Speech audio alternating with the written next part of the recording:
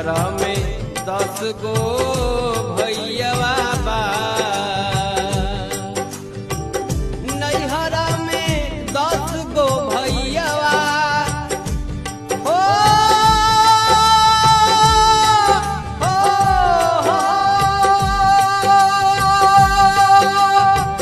नैहर में 10 गो भैया 10 गो भौजिया बाड़िए राम।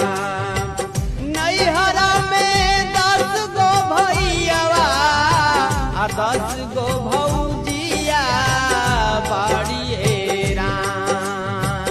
तब हुना मनवा जोर लागे, तब हुना मनवा जोर लागे, एक ही सजन